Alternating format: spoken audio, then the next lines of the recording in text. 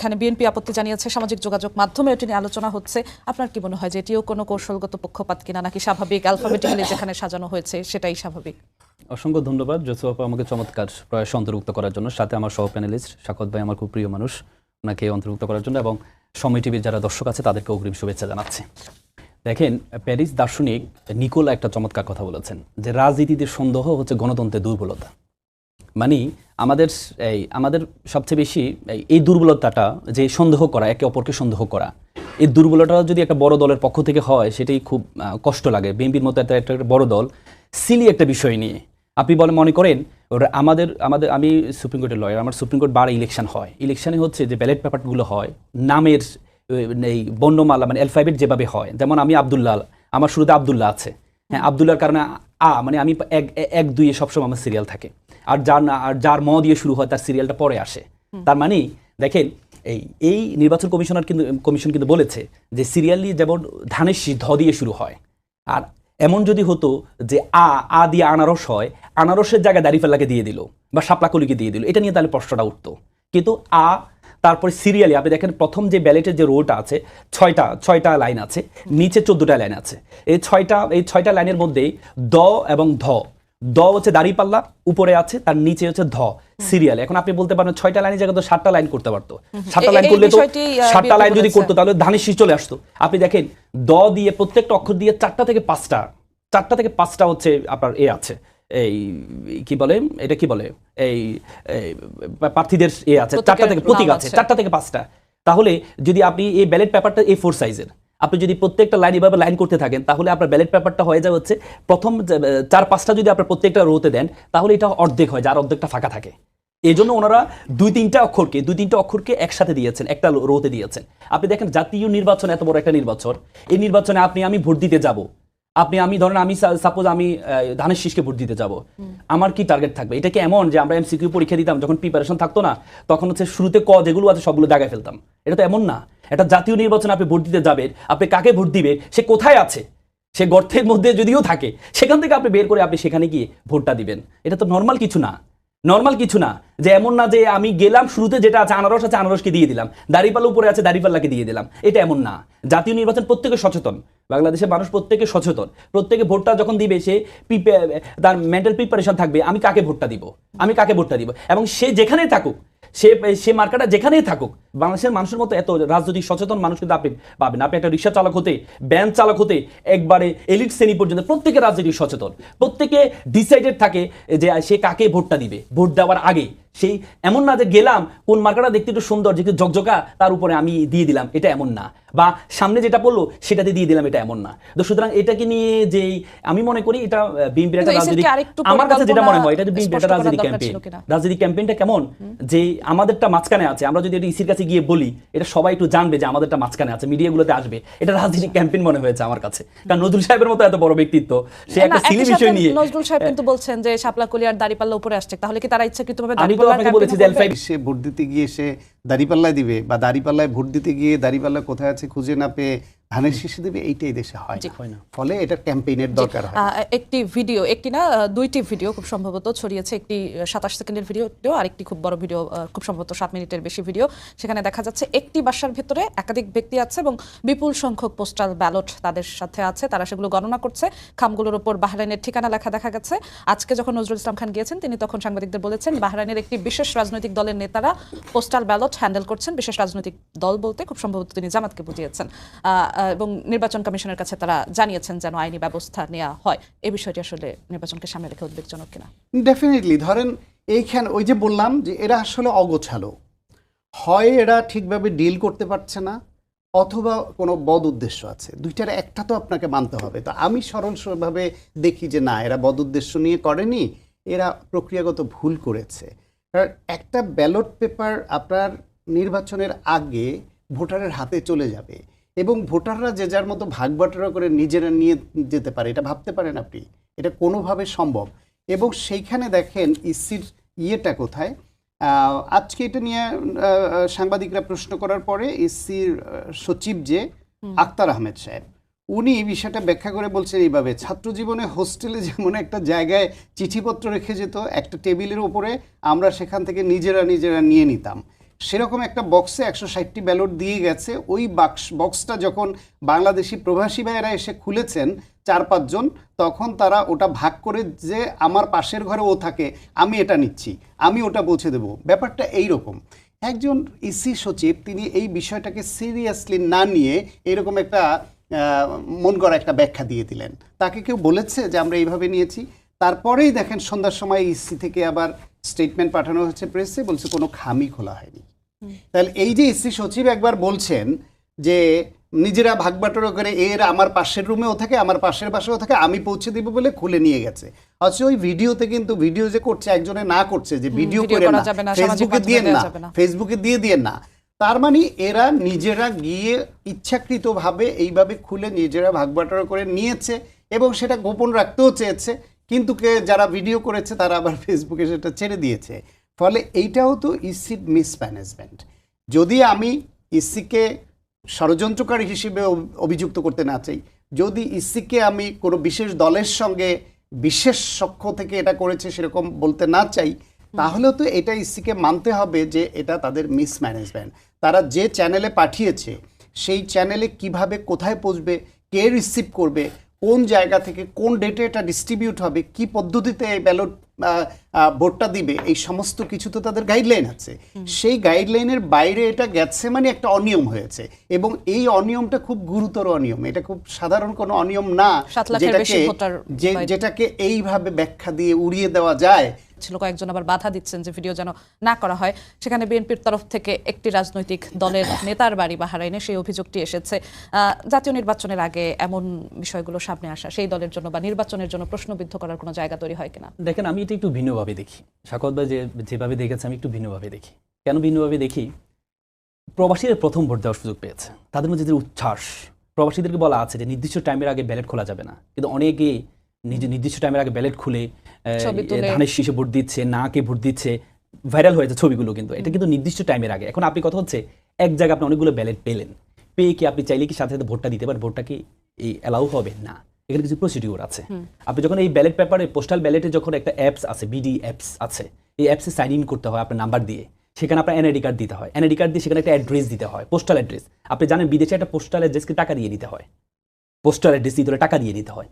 এখন যারা স্থানীয় আছে বা যাদের যাচাই করার কোনো ব্যবস্থা কি আছে? আপনি যাচাই তো করবে হচ্ছে আপনি কি দিয়ে যাচাই করবে হচ্ছে আপনি এনআইডি কার্ড দিয়েছেন। দেখেন, আপনি যখন সাপোজ আপনি খামটা পেলেন, খামটা পেয়ে ভোটটা দিয়ে পাঠিয়ে দিলেন, আপনার ভোটটা অ্যালাউ হবে না। কেন অ্যালাউ হবে না জানেন?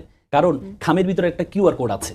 আপনি যেই সাইন ইন করেছেন যে অ্যাপসটা দিয়ে, আপনার নাম্বার দিয়ে, সেই কিউআর কোডকে স্ক্যান করতে হবে। স্ক্যান করার পর তারপরে আপনার ভোটটা অ্যালাউ হবে। কোন মোবাইল? যে মোবাইলে আপনি সাইন ইন করেছেন, মানে আপনার নির্দিষ্ট বরাদ্দের পরে। এখন না, আপনি যদি এখন সবগুলো নিয়ে ভোট দিয়ে দিলেন, এরপর পাঠিয়ে দিলেন, এগুলো অ্যালাউ হবে না। কারণ আমরা নিয়মটাই জানি না। নিয়মটা হচ্ছে আপনাকে কিউআর কোড স্ক্যান করতে হবে। স্ক্যান করার পর তারপরে নির্দিষ্ট টাইমের পরে আপনাকে, কারণ কিউআর কোড স্ক্যান করার এখন টাইম, এটা এখন শুরু হয়নি এবং এটা এখনো ওয়েবসাইটে চালু হয়নি। তো তার মানে আপনি চাইলে এখন কিউআর কোড স্ক্যান করতে পারবেন না। নির্দিষ্ট টাইমে এটা কিউআর কোডে স্ক্যান করতে পারবেন, তখন আপনি চাইলে ভোটটা দিতে পারবেন। তাহলে দেখেন একসাথে কেন পেলো? ওই যে আপনাকে আমি বললাম পোস্টাল অ্যাড্রেস নিতে হলে কিছু টাকা দিয়ে, এই অ্যাড্রেসটা নিতে হলে টাকা দিয়ে দিতে হয়। এই জন্য স্থানীয় যে আছে বা যার একটা বাড়ি আছে, সবাই এখানে আশেপাশে যারা আছে প্রত্যেকে একটা অ্যাড্রেস দিয়েছে। কারণ তিনি চাইলে যে যিনি ধরেন টাকাওয়ালা বা বাড়িওয়ালা মানুষ, সে চাইলে সে ভোট দিতে পারবে না, কারণ তার মোবাইলটা লাগবে যিনি ভোটটা দিবেন। আপনি দেখেছেন যে ভিডিওটা করা হয়েছে, ভিডিওর মধ্যে কিন্তু একবারও বলা হয়নি যে অমুক দাঁড়িপাল্লায় ভোট দাও বা এই যে আগে ওটা খোলা হয়নি কিন্তু এটা। তার মানে কি, এইটা চিঠিগুলো এখানে আসছে, এই চিঠিগুলো আবার যার নামে তাকে বন্টন করা হবে, বলে যে এটা আমি নিচ্ছি, আমি ওর পাশে আছি। তার মানে কি, আমি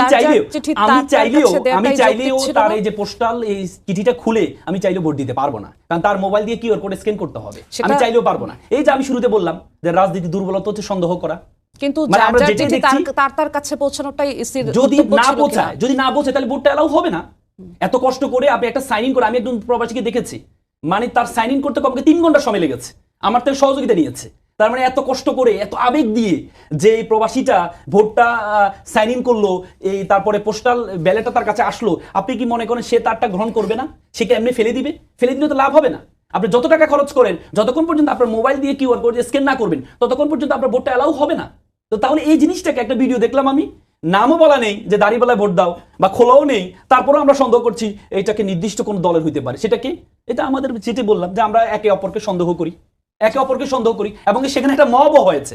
সেখানে ওই বাড়ির সামনে বিএনপির কিছু লোকজন গিয়ে লাইভ করছে, এই আমরা ভুয়া ভোটকে ঠেকানোর জন্য আমরা আসছি।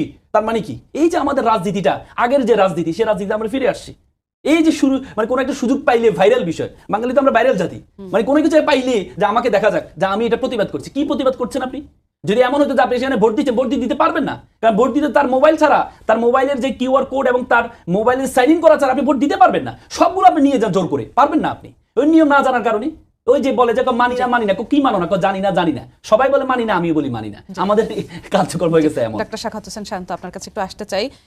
ইসির বরাত দিয়ে একটি গণমাধ্যমের খবর যে 10,000-এর বেশি ভোটার পোস্টাল ব্যালটের জন্য নিবন্ধিত হয়েছেন, এমন আসন রয়েছে 18টি, আর প্রবাসী রয়েছে 7,60,000-এর কিছু বেশি। এই যে 10,000-এর বেশি ভোটার পোস্টাল ব্যালটের জন্য আবেদন করেছেন, এমন 18টি আসন হিসেবে ভোটের সমীকরণ অনেকটা পাল্টে দিতে পারে কিনা?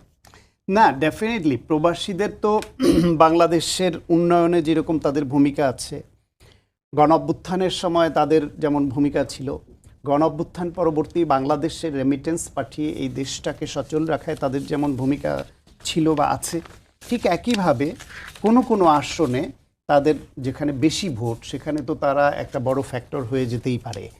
অনেক জায়গায় আছে আপনার 2-1 হাজার, 2-4 হাজার বা 5 হাজার এরকম ব্যবধানে হারজিত হয়ে যায়।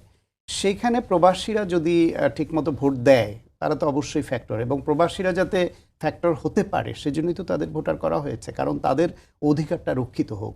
তারা কষ্ট করে আত্মীয় পরিজন, সন্তান, বাবা মা সবাইকে ফেলে বিদেশে গিয়ে কষ্ট করে টাকা রোজগার করে, সেই টাকা পাঠিয়ে এই দেশটাকে টিকিয়ে রাখে। সুতরাং এই দেশে তাদের যে অধিকার, সেইটা তারা প্রয়োগ করুক, তারা তাদের পছন্দের সরকার গঠন করতে ভূমিকা রাখুক। সেজন্যই তো তাদেরকে ভোটার করার দাবি বিভিন্ন রাজনৈতিক দল থেকে উঠেছে এবং তাদের তরফ থেকে ছিল, সেটা করেছে। সুতরাং এটা ডেফিনেটলি অনেক বড় ফ্যাক্টর। এখন কথা হলো গিয়ে ভোটটা এখন দেখার পরে দেখ। আপনি আমাকে বলেন তো, আমার আসনে ভোট হবে, সেই ভোটের ব্যালট পেপারগুলো আমি নিয়ে বাড়ি বাড়ি গিয়ে দিয়ে আসবো, আমি একটা দলের নেতা, আর অথবা উনি দিয়ে আসলেন, যদি আমি দিয়ে আসি তাহলে তার এটা ভালো লাগবার কোনো কারণ নাই, আর উনি যদি দিয়ে আসেন তাহলে আমার ভালো লাগবার কারণ নাই। সেই হিসেবে যদি কোনো নির্দিষ্ট দলের নেতা এইভাবে তার ঠিকানা এটা যায় এবং তিনি এটা খোলার সুযোগ দেন এবং এইভাবে সেটা বিলি বন্দোবস্ত আগেই করেন, ভোটটা পরেই দিলেন, সেটা অনেকের ভালো লাগবার কোনো কারণ নাই। এটা খুব সহজ সাইকোলজি, এটুকু বোঝার জন্য কোনো পিএইচডি করার দরকার হয় না। ফলে এটা ভুল হয়েছে, এটা অন্যায় হয়েছে। সেই ভুল এবং অন্যায়টা না হলে ভালো হতো, কি করে এখন শুধরে নিবে সেটা হলো কথা। এটাকে জাস্টিফাই করা কোনো ভালো কথা না। জি, আমরা একটু নির্বাচন সামনে রেখে আসন সমঝোতা বা যে আসন বন্টন নিয়ে যে বিষয়টি চলছে সেখানে আসতে চাই। 11 দলের যে আসন বন্টনের বিষয়, সেখানে দেখা যাচ্ছে শেষ মুহূর্তে এসে জটিলতা। জামায়াত ইসলামকে দেখা গিয়েছিল নির্বাচনের তফসিল ঘোষণার আগে থেকে তাদের পূর্ণ প্রস্তুতি ছিল, ভালো রিদমে আগাচ্ছিল, কিন্তু তারপর দেখা যায় যে এখন একটা আসন সমঝোতা নিয়ে একটা জটিলতা দেখা যাচ্ছে নির্বাচনের আগে। এই জটিলতায় আসলে নির্বাচনের সমীকরণের প্রভাব পড়তে পারে কিনা?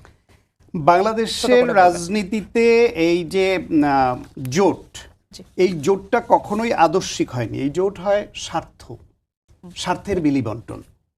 জামায়াত ইসলামের সঙ্গে দীর্ঘদিন বিএনপির জোট ছিল, এবং এই জোট, এই যে এখন যারা জোট করছে, এই ইসলামিক দলগুলোর মধ্যেই জামায়াত ইসলাম কোনো ইসলামী দলই না। এইটা একসময় বলেছিল এই ইসলামী শাসন বাংলাদেশ, ইসলামী আন্দোলন বাংলাদেশ, ঠিক এই কথাই বলছিল যে জামাত ইসলাম কোনো ইসলামী নেই।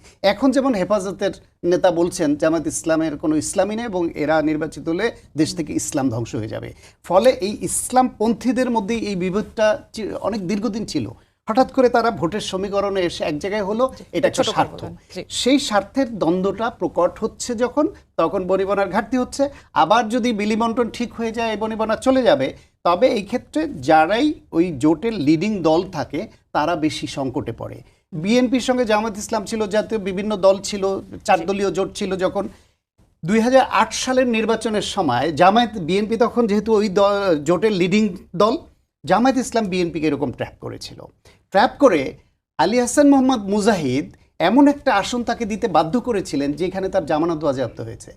বিএনপির অত্যন্ত জনপ্রিয় নেতা ছিলেন সাবেক মন্ত্রী কামাল ইবনে ইউসুফ। কামাল ইবনে ইউসুফ তার বাবার আমল থেকে পুরুষানুক্রমে কয়েক পুরুষ ধরে তারা অত্যন্ত জনপ্রিয় এবং প্রভাবশালী। কামাল ইবনে ইউসুফকে বাদ দিয়ে আলী হাসান মোহাম্মদ মুজাহিদকে ওই আসন দিতে বাধ্য করেছিল, কারণ তাকে ওইটা না দিলে তারা জোটে থাকবে না। ঠিক একইভাবে এখন আবার এই জোটের যেহেতু লিডিং দল জামায়াত, তাদেরকে তাদের সঙ্গে অন্য যে দলগুলো আছে তারা এরকম জিম্মি কিছুটা করবে, চাপে রেখেছে। জিম্মি করছে। জি। ফলে স্বার্থ যখন মিলে যাবে, স্বার্থের হিসাবটা এই দ্বন্দ্ব গুছে যাবে এবং তারা আসন পুনর্বন্টন হবে। আর যদি এই স্বার্থের দ্বন্দ্বটা, এই গ্যাপটা না মিটাতে পারে, এমনও হতে পারে যে ইসলামী আন্দোলন বাংলাদেশ বা খেলাফত সহ অন্য ধর্মীয় রাজনৈতিক দলগুলো আলাদা জোট করছে বা আলাদাভাবে নির্বাচন জি, করছে। আল-মামুন রাসেল, আমরা একদম শেষের দিকে চলে এসেছি, একই বিষয়ে আসতে চাই। যেমনটা শাখাত হোসেন শাহান্ত বলল যে স্বার্থের দ্বন্দ্ব প্রকট হচ্ছে বলেই 11 দলের মধ্যে এমন জটিলতা কিনা, এবং এই জটিলতাটা থাকলে 11 দলের রাজনৈতিক যে নির্বাচনী যে প্রচারণা সেখানে প্রভাব পড়বে কিনা, বা নির্বাচনের সমীকরণে প্রভাব পড়বে কিনা। জি, আমি এটাতে আসি। শাকত ভাই একটা বিষয় বললেন যে ছোট একসময় করে আমরা শেষের দিকে। হেফাজত এবং ইসলামী আন্দোলন বলেছে জামাত কোনো ইসলামী দল না। দেখেন, ইসলামী দলগুলোর মধ্যে আমাদের 4টি মতবাদ কেন? হানাফি, শাফি, হাম্বলি। কেন? কারণ এক পক্ষ আর পক্ষকে বলে না তারা ইসলামের মধ্যেই নেই। তার মানে এটাকে মানে সিরিয়াসলি নেওয়ার কিছু নেই। হ্যাঁ, যখন ইসলামী আন্দোলন জামাতকে বলবে জামাত ইসলামী দল না, জামাত তাদেরকে বলবে তারা ইসলামিক দল না, এটাকে এত সিরিয়াসলি নেওয়ার কিছু না। এটা হচ্ছে এই যে আমাদের রাসূল বলেছেন যে পরবর্তীতে প্রজন্মে অনেকগুলো ইসলামের মধ্যে অনেকগুলো ভাগ হয়ে যাবে, অনেকগুলো ভাগ হয়ে যাবে। মানে এটা কেউ বলবে রাজনৈতিক দোয়াল্লিন, মারপ্যাচ। কেউ বলবে জোয়াল্লিন, কেউ এখানে উঠবে হাত উঠাবে, কেউ এখানে উঠাবে। এটাকে এত সিরিয়াসলি নেওয়ার কিছু নাই। কারণ দেখেন, এবার যে জোটটা হয়েছে, একটা জোট দুই কারণে হয়। একটা হচ্ছে আদর্শিক জোট, আর একটা হচ্ছে প্রয়োজনের জোট। ইসলামপন্থীদের মধ্যে যেটা হয়েছে সেটা হচ্ছে আদর্শিক জোট হয়েছে, এবং এনসিপি এবং এবি পার্টির সাথে যে জোটটা সহ 11 দল হয়েছে, এটা হচ্ছে প্রয়োজনের জোট হয়েছে। প্রয়োজনের জোট কেমন?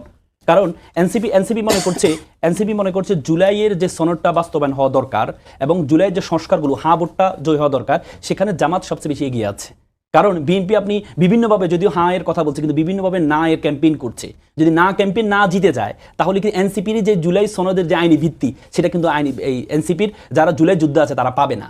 এই জন্য তারা প্রয়োজনের কারণে সেখানে এবি পার্টি এবং এনসিপিকে এখানে যুক্ত করেছে। দেখেন, আপনার ইসলামী আন্দোলনের সাথে এখন যেটি হচ্ছে, আমি এটাকে এত সিরিয়াসলি দেখি না। আমি মনে করি দান্দিকতার মধ্যে নতুন কিছু পাওয়া যায়। এটাকে আপনি ইউনিটি ইন ডাইভার্সিটি, বৈচিত্র্যের মধ্যে ঐক্য থাকবে। আপনি এটাকে আজকে আমি মনে করি এটা সমাধান হয়ে যাবে। এটাকে বেশি কিছু, কারণ ইসলামী আন্দোলন যেই বিষয়গুলো তুলে নিয়ে আসলে, উনি বললো যে এনসিপিকে কেন যুক্ত করা হয়েছে, আমাদেরকে বলা হয় নাই। তারেক রহমানের সাথে ইউনিটি গভর্নমেন্টের কথা বলেছে, আমাদেরকে বলা হয় না। এটা কিন্তু জোট হয়নি, এটা সমঝোতা হয়েছে। এনসিপির সাথে ইন্ডিভিজুয়াল জামাত হয়তো বসেছে, কারণ জামাত এনসিপি কি চায়, জামাতের সাথে করতে চায়। জামাত কিন্তু 8 দল প্রথমে কিন্তু অফার দিয়েছিল যে যারা রাষ্ট্রের বাংলাদেশের ব্যাপারে একমত, যারা দুর্নীতিকে জিরো বলবে, তারা আমাদের সাথে সমঝোতা আসতে পারবে। যখন এনসিপি বলেছে, এনসিপির সাথে বসেছে। বসার পরে এরপরে এবি পার্টির সাথে ইন্ডিভিজুয়াল বসার পরে এরপরে জোটের সাথে বসেছে। জোটের সাথে আপনি বড় ভাই সবসময় একটা দায়িত্ব থাকে, আর ছোট ভাই মেজু ভাইয়ের একটু সবসময় একটু বাঁকা হয়, মাছ বড়টা দেয় না কেন? আপনি দেখেন না, ইসলামী আন্দোলন বারবার বলছে যে এদেরকে জোট থেকে বের করে দিব। জামাত ইসলাম কিন্তু এরকম কোনো সিলি কথা কিন্তু বলে না। কেন বলে না? বড় ভাই একটু ধৈর্য ধরতে হবে। এরপরে যা আপনি দেখেন, যখন এনসিপি এবং এবি পার্টিকে যখন যুক্ত করা হয়, যে সাংবাদিক সম্মেলন, সেটা আপনারা কাভার করেছেন, সেখানে কিন্তু ইসলামী আন্দোলন উপস্থিত ছিল। তাহলে ইসলামী আন্দোলন যদি এখন বলে যে আমাদের অনুমতি ছাড়া এনসিপিকে যুক্ত করা হয়েছে, তাহলে এটাকে জামাতের সাথে অবিচার করা হবে। এবং কি ইউনিটি গভর্নমেন্ট, এটা তারেক রহমানের সাথে দেখা করেছেন। ইউনিটি গভর্নমেন্ট এটা না যে আমরা তারেক রহমান যে যারা এবার ক্ষমতা আসবে আমরা তাদের অংশ হব, এটা না। ইউনিটি গভর্নমেন্ট মানে হচ্ছে আমরা সবসময়, আমরা তারেক রহমান সাহেব কিন্তু 31 দফার মধ্যে একটা কিন্তু ছিল ইউনিটি গভর্নমেন্ট। ইউনিটি গভর্নমেন্ট মানে হচ্ছে আমরা সবসময় বিরোধী দলকে কি মনে করি, শেখ হাসিনা বিরোধী দলকে কি মনে করেছে? বিরোধী দল মানে কোনো দলের পর্যায়ে পড়বে না, তাদের কোনো রাজনৈতিক কোনো অধিকার থাকবে না, তারা তাদের অফিস খুলতে পারবে না, তাদের নেত্রীকে জেলে বন্দী করতে হবে, মানে মানুষের পর্যায়ে নেয় না। এই জন্য জামাতের আমির বলেছে আমাদের একটা ইউনিটি থাকা উচিত, যে আমরা রাষ্ট্রটা পরিচয় করবো আগামী 5 বছর, যে আগামী আমাদের যে সংস্কারগুলো আছে, এই সংস্কারগুলো কি করা দরকার, বাস্তবায়নের জন্য আমাদেরকে ন্যূনতম 5টা বছর ইউনিটি গভর্নমেন্ট থাকা উচিত। তারেক রহমান সাহেবের সবারই এটা কিন্তু এই ছিল। এটা না এমন না যে আওয়ামী লীগ যেভাবে জাতীয় পার্টিকে বলেছে 10-12 জন তোমাকে আমি গৃহপালিত বিরোধী দল বানিয়েছে, এটা এমন না যে জামাত বলছে যে আমাকে গৃহপালিত বিরোধী দল বানাও, এটা মানে ইউনিটি গভর্নমেন্টটা। তো সুতরাং এই যে জামাতের সাথে ইসলামী আন্দোলন এবং এতে যেটি হচ্ছে, এটিকে বড় বিষয় মনে